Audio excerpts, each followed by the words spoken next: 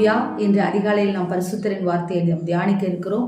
இந்த நாளிலே கூட ஏசாயா எழுதின தீர்க்க தரிசன புத்தகம் 26வது அதிகாரம் 3வது வசனம்.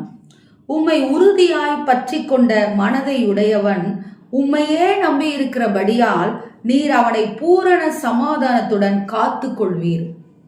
வசனம் சொல்லுகிறது, அவரை உறுதியாய் பற்றி கொள்ளுகிற மனதை உடையவன், இருதயத்தை உடையவன், மனதின் யோசனைகளை அழித்து போட்டு கர்த்தருடைய வார்த்தைகளை அந்த இடத்திலே கொண்டு வந்து உறுதியாய் எப்பக்கம் நெருக்கப்பட்டாலும் எனக்கு ஒடுக்கம் கிடையாது, எப்படிப்பட்ட சூழ்நிலைகளிலும் எனக்கு எந்த சம்பவம் எனக்கு எதிராக எப்படிப்பட்ட சூழ்நிலைகள் வந்தாலும் கூட என்னை எதுவும் ஆட்கொள்ள முடியாது என்று சொல்லி என்னுடைய பலன், என்னுடைய ஆதாரம் கர்த்தரே என்று சொல்லி நினைத்து கொண்டிருக்கிறவனை கர்த்தர் பூரண சமாதானத்துடன் காத்து கொள்வாராம். மனதை உடையவனை, அவரை உறுதியாய் பற்றி கொள்ளுகிற மனதை உடையவனை.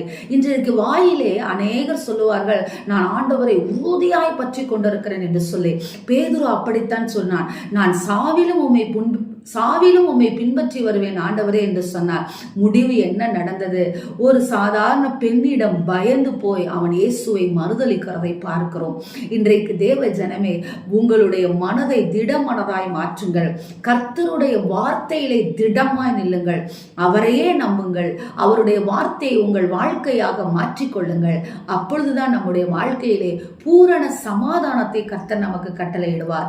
எனவேதான் இந்த வசனத்தை சொல்லுகிறார், உம்மை உறுதியாய் பற்றி கொள்ளுகிற மனதை உடையவன் அவரையே நம்பி இருக்கிறபடியால் பூரண சமாதானத்துடன் கர்த்தர் காத்து கொள்ளுவாராம். எனவே தேவ ஜனமே, அவரையே உங்கள் மனதிலே, அவரையே உங்கள் மனது நினைத்து இருக்கட்டும்.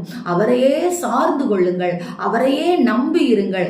அவரே இக்காலத்திலும் வருங்காலத்திலும் பரலோகத்திலும் நம்முடைய தேவனாக இருக்கிறார். அவரை அல்லாமல் நம்ம ஒன்றும் செய்ய முடியாது என்று சொல்லி அவரை நம்பி இருங்கள். நிச்சயம் கர்த்தர் உங்கள் வாழ்க்கையிலே பெரிய காரியங்களை செய்வார்.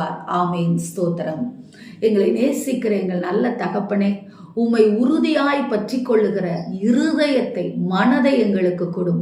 அடிக்கடி எங்களுடைய மனதின் யோசனைகள் தேவையில்லாத சிந்தனைகளை கொண்டு வருகிறது ராஜா. அதிலிருந்தெல்லாம் எங்களுக்கு விடுதலை கொடுத்து எங்களை காத்து கொள்ளும், எங்களை ரட்சியும். உம்மையே நாங்கள் நம்பி இருக்க எங்களுக்கு கிருபை கொடும். எங்களை ஆசிர்வதிங்கன்னு சொல்லி ஜெபிக்கிறோம். இயேசுவின் நாமத்தில் நாங்கள் ஜெபிக்கிறோம் நல்ல பிதாவே. ஆமேன். Praise the lord. ஹல்லேலூயா.